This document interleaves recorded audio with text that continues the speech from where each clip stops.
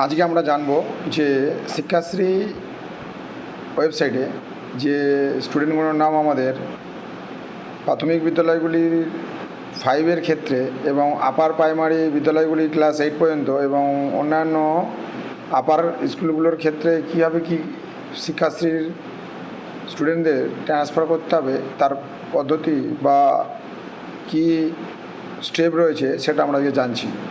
তো দেখুন, প্রথমে আপনাদেরকে জানানো হচ্ছে যে আমাদের লগ ইন করা হয়ে গেছে এবং লগ ইন করে যে আপলোডার অপশান আছে আপলোডার অপশানে যেতে হবে এবং সেখানে আমাদের স্টুডেন্টদের যে লেফট সাইডে যে হোম কি রয়েছে সেখানে দেখবেন যে রিনিউয়াল স্টুডেন্ট বা নিউ অ্যাপ্লিকেশানে যখন টাচ করবেন সেখানে দেখতে পাবেন পাশেই রিনিউয়াল অ্যাপ্লিকেশান টাচ করার পর আপনার এই স্টুডেন্টগুলো হাইলাইট হয়ে যাবে এবং স্কুল আর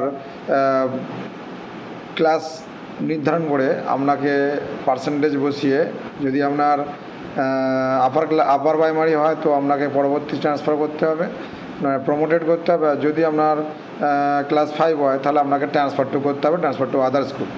তো এইভাবে আপনাদেরকে পুরো স্টেপ টু স্টেপ ফলো করে করতে হবে। যেমন প্রমোটেড, আর যদি আপনার অন্য স্কুলে যেতে চায় তাহলে কিন্তু আপনাকে ট্রান্সফারটা করতে হবে। আর যদি আপনার স্কুলেতেই 6 থাকে তাহলে আপনাকে এখানে প্রমোট করতে হবে।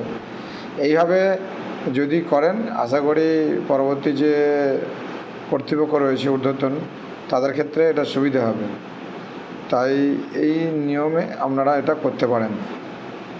যাই হোক, তবে একটা অসুবিধা হচ্ছে আপনার যখন এই এটা করবেন মানে ট্রান্সফার করার সময় কিন্তু আপনাকে এক একটা করে ট্রান্সফার করতে হবে, আলাদা আলাদা করে প্রত্যেকের জন্য করে মার্কিং করবেন। চেক বক্স আছে, চেক বক্সে ক্লিক মারবেন, লেফট সাইডে দেখবেন বক্স আছে, মার্কিং করবেন, মার্কিং করে নিচে ট্রান্সফার করবেন পার্সেন্টেজ দিয়ে কত পার্সেন্টেজ ক্লাস 5-এ পেয়েছিল সেইগুলো আপনার খাতা দেখে আপনাকে দেখে নিয়ে পার্সেন্টেজটা লেফট সাইডে বসিয়ে নিয়ে আপনাকে কিন্তু ট্রান্সফার টু আদার স্কুল করে আপনাদেরকে এইভাবে কাজটা করতে হবে শিক্ষাশ্রীর ওয়েবসাইট থেকে।